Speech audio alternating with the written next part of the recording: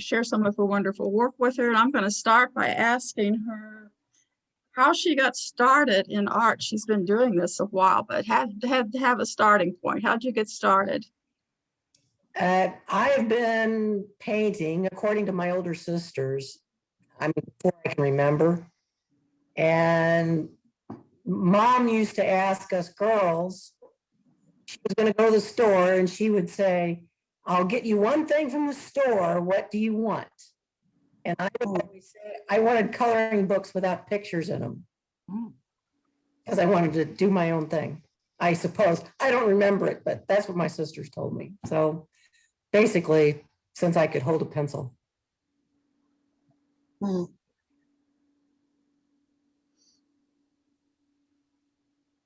And after you finally got started, you probably went through several different levels, but what primarily medium do you work in now? I work in acrylic, mostly because, well, I worked in pastel for like 20 years. And then I wanted to learn how to paint light better. And I had to go to either oil or acrylic to take the course. And I was a sign painter from the time I got out of high school until I was 30. And, you know, we didn't wear any protective gear. So I acquired a real allergic sensitivity to oil painting fumes. So I chose acrylic. And I've really enjoyed it. At first I didn't want to do it because in high school, back in the day, using acrylic was like painting with plastic. It's so different today. The mediums you can use, the paint itself is much better than it used to be. So I'm glad I had that challenge because I'm enjoying the acrylic.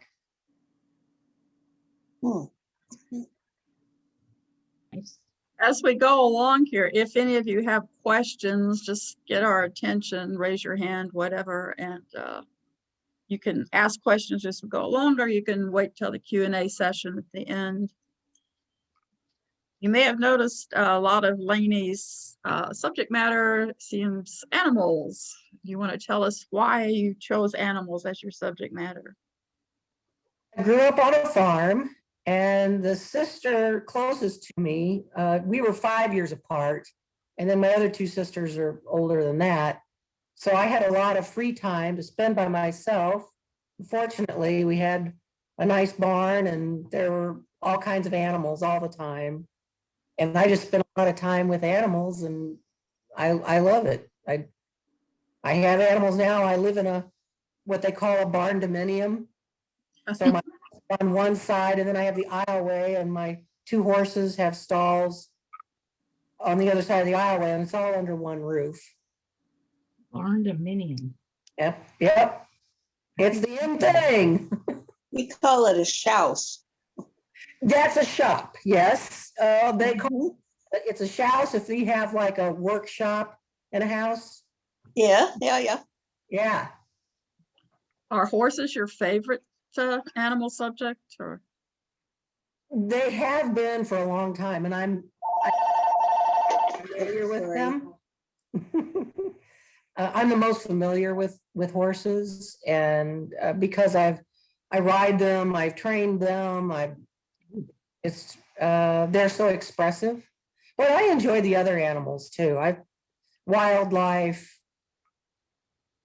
Anyone you can train with animals. Why does somebody have a question? Somebody had a question? Yeah. Why does your cat have no eyeballs?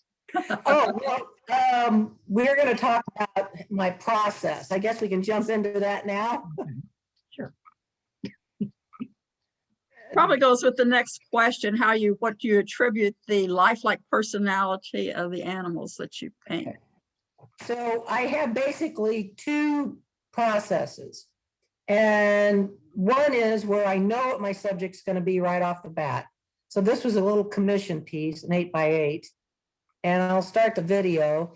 I go in and I kind of block in real loose the basic shapes and the main values. So I start with a thin, transparent, dark.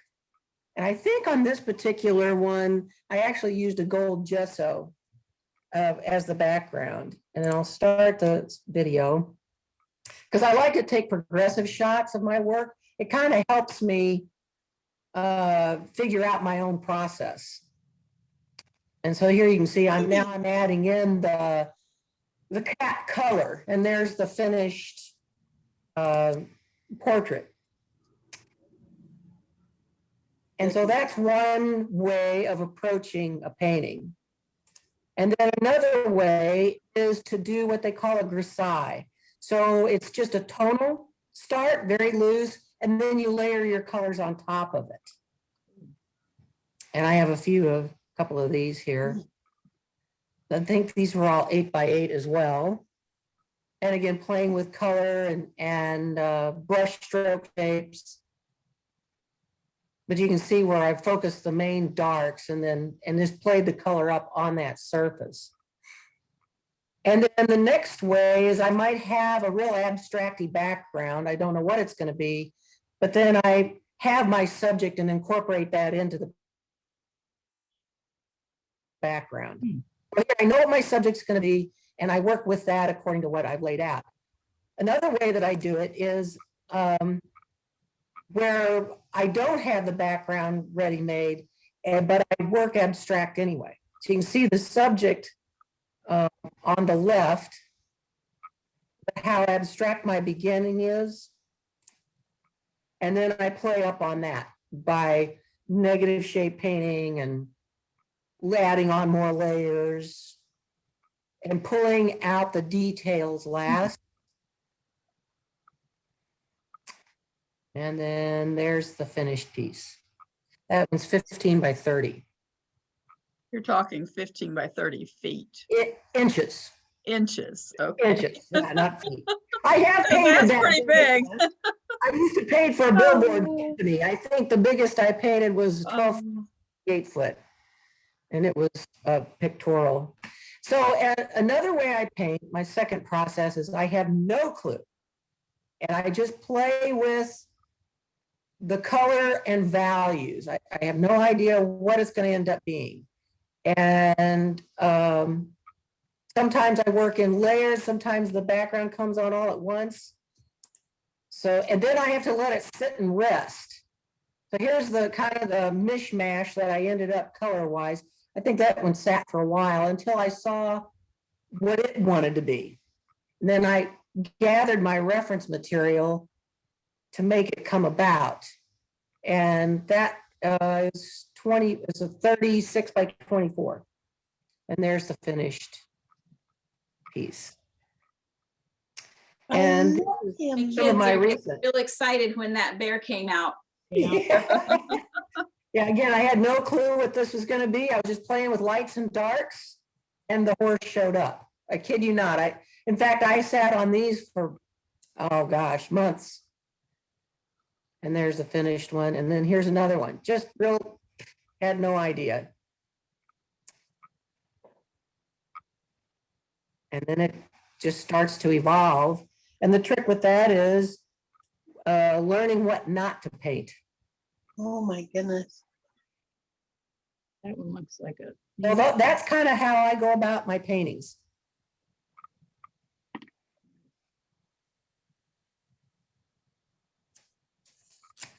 Did anybody have any questions at this point? Oh, they're fantastic. What do No, you thank start? you. So do you have after you decide what shows up on these, do you have a reference? Do you pull in like? Yes, Okay. yes, because depending on what starts to show up, that dictates the reference material that I Okay. need. Very interesting.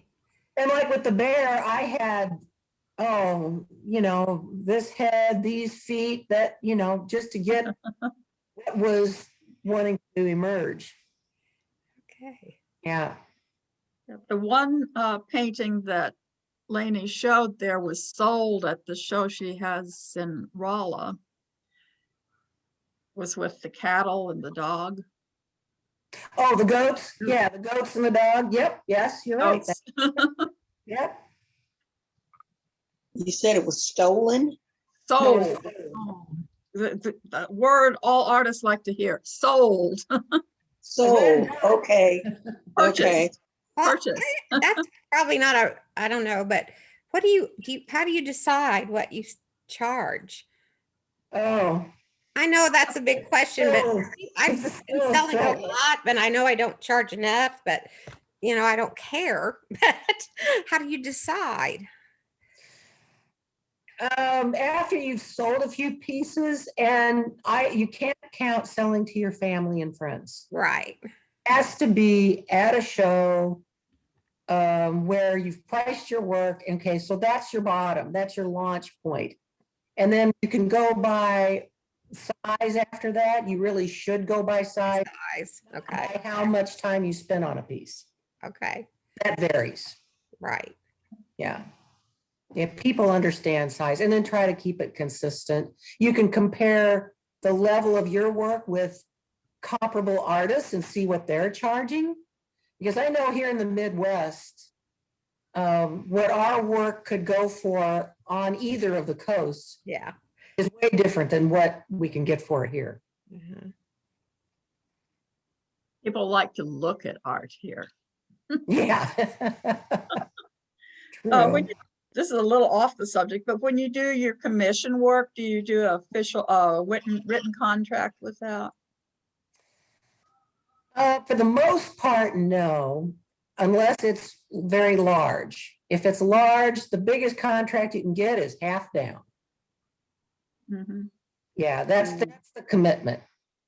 If they're real small, like, oh, I've painted commissions that were $150, I try to get it up front. Unless I know the person really well. But yeah, usually that's the best commitment. If they're wanting a lot of information in a commission, it's a good idea to write that down. I do have a contract form that I follow. So, I mean, if you guys are interested in that, I can see if I can email Rebecca, I could email that to you and then you could share it. Sure. Okay. I had the most trouble with the pricing right now. Yeah, a lot of people do. It's tough to figure out what. That's what I've gathered from all the researching I've done. t- You know, I most of mine are people are requesting things. They request a certain, like they want me to do their animals, or they. Yeah, yeah. You go back to what has your work sold for, and you could start there and then add to it depending on how much they want in the commission. A headshot's going to be less than a full figure. One animal or individual or subject versus 3 makes a difference. so like this horse, what did you start with on the canvas? You had just, I started with it's actually raw umber. It may look like black and white in the image, but it's raw umber and very loose, wet. And actually, I started with those cheap Chinese bristled house painting brushes. They're like 2 or 3, 4 inches wide. Dollar Tree. I don't know, maybe $1 a piece at Walmart. I like to use those in the beginning because it forces me to stay loose. You can't get tight with those. They just, in acrylic, they just spread out. When you put water with them, the bristles just fan everywhere. But you have like these bubbly things and stuff. For that, I use a lot of water and rubbing alcohol. You Mhm. mix the rubbing alcohol with it. I know you splash it on. Oh, Because somebody asked Yeah. me to paint it was like on glass. And so I just used a lot of water trying to get the background to look, kind of frothy, whatever, bubbly like that. I didn't know. I don't know how that would work on glass. Well, see, I, that's what I was wondering. It didn't work very good. Even just do. It had the beautiful background, and I was uh-huh. painting all these different flowers on there, and my background. I sprayed it before I even started to paint the flowers after I got the background, but it started coming off. But they're real. I just redid it, kind of as I went along the background. But they're real happy, and it was okay. But That's good. that's the That's first time good. I'd ever done it on glass. They just brought me a pane of like a rectangle pane of glass. And asked Mhm. me to do it. Yeah, whenever you get something new like that, it's wise to experiment. Yeah, and it was not, it was friends and Pieces. family. So it wasn't, they were thrilled. So it wasn't like I Okay. wouldn't have done it. I wouldn't have done it for somebody I didn't know yet. Okay. Gary showed us something with salt on it, watercolors. Right. Sprinkling salt on it, and it kind of did that same effect. That is- Yeah, it's a similar kind of, the salt doesn't work with acrylic Ah, because of the materials they put in acrylic to make it thick. On this painting, the bubbles work really well. Mhm. yeah, I like that a lot. And that's alcohol. Yeah, and when you use a technique, it's always a good idea to try to use it purposefully instead of just using a technique because you like it, or you try to use it so that it fits in with what you're painting. Well, it works with that one. Thank you. So another question. Can you give us 2 or 3 art principles or elements related to painting animals? Yeah, basic shape and the designs of those shapes in the painting that helps to create the animal. I'm gonna see if I can back up here. I'm gonna try to fast forward. Okay, let me go to another one where it's maybe not quite so big. All right, I'm gonna stop it. So in here, it's not just the form of the animal that's important. It's also the negative shapes. This is part of design. So where I've taken the horse and let it run off the canvas, these shapes are all players in the painting itself and help the viewer's eye to keep moving around. Whereas if you just had something sort of stock right in the middle, it becomes less interesting. But the arch of the neck and the arch here, the mane, the roundness of the shoulders, and those shapes that interplay in there are all part of the design to make it work as a full painting. So that would be shape and design. And when you're dealing with painting an animal, the shapes that create the animal are also important. What are those shapes really? And not what you think they are in your head. And when I'm painting, I tend to lay things down thinking in planes. If you think of a landscape where you have the horizontal plane of the ground, the vertical plane of the trees, maybe there's a mountain in the distance, so you have these angular planes. And I think like that when I'm painting an animal, especially a portrait.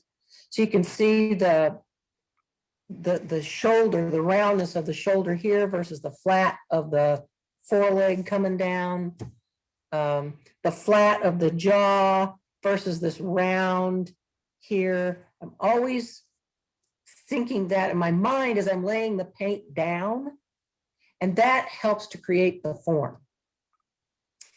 Then the other one would be values. It is the bones of the painting. Values, values, values. And values don't have near as much to do with color, although color has a value. This is going to get a little deep here. But that your darkest dark is where you want the viewer's eye to focus, or at least it should be. I try to make it that way. And that everything is a value in relationship to that. So notice this dark purple in here is dark, but it's not as dark as the eye where I want the viewer's attention to be, to always go back to.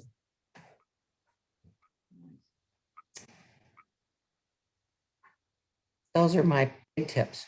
You just use brushes or are you using palette knives too, or? Most of the time, brushes. On a rare occasion, I'll use a palette knife to paint with, but most of the time, brushes. And I use flats or filberts for the most part. I like flats.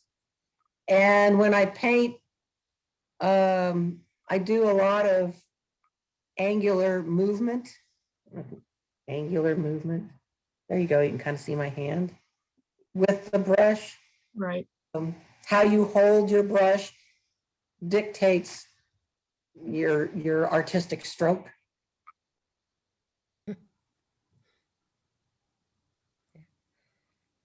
I think you can see on this one, this round right here, that shows I was using a filbert there. Filbert shapes, got that rounded end. Here and around here, when I do my hair, I like to use a flat. When I paint the horse's hair, I should say.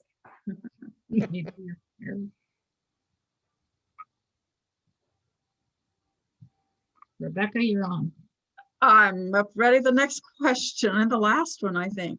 People Okay. often comment about the eyes in the subjects that you paint. Why do you put so much emphasis on the eyes? How do you make them real? Okay, I'm going to back up here to the cat. I think that's got the best up close eyes. Well, they truly are, that old saying, the windows are the eyes to the soul. And I think it's a way to allow the viewer into the animal's personality, which is really what I'm trying to paint, that link between us and them, that we're more alike than we are different in a lot of ways. So that's kind of the base. And how I got to be fascinated with eyes, when I was in high school, I took a special art class. And when I say special, I mean it was an extra type of art class. And we had to take our sketchbook and do at least 5 sketches every week and turn them in. And that's when I got fascinated with eyes. I was out in the barn lot. I watched the cows and I started just sketching them live. And I just started noticing their eyes and realized, gosh, their pupils are different. Look at all those skin and the fold. And I just kept drawing and drawing. That's how I got into it. And I realized there's a lot going on right there. So that's, pretty much how I got into the eyes. How I make them real is to think that they're this liquid, almost glass-like orb, but yet they're sitting in a angular shaped socket. And you can kind of see that here, where you got this coming down, that coming over, kind of goes across, goes up. They're not, circles like kids draw. So that socket shape is really important. And then realizing that there's a depth inside the eye plus the roundness to the outside. So you'll get a shadowing from their socket, and then the curve of the eye gives a shadow underneath, and then you get the highlight coming across from where the light source is. And there's where you get, I do a lot of harder edge and glazing, so that it gives it that glassy look. And there again, values. This is the darkest value. Even though it's dark up in here, it's not as dark as this. And that helps to give it that realistic look.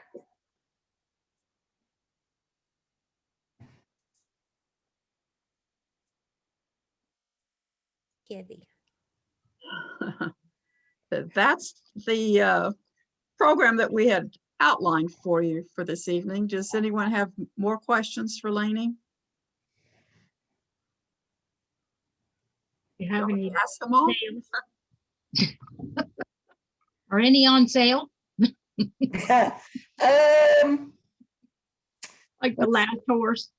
this one is, I still have. The very last one has sold. I have prints available.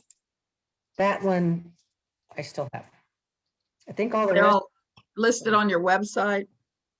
uh, I'll have to go check. I don't know. You go back and show that big horse, the colored one. You said it was big, on a big canvas. Actually, this one is, and the last one are big. The other ones I shown were only 8x8. Oh, you just had it up close. Yes. It was Yeah. more of the browns colored. That one. Yeah. Yeah. You want to see that one? I would like to. Okay. This one? No, one more.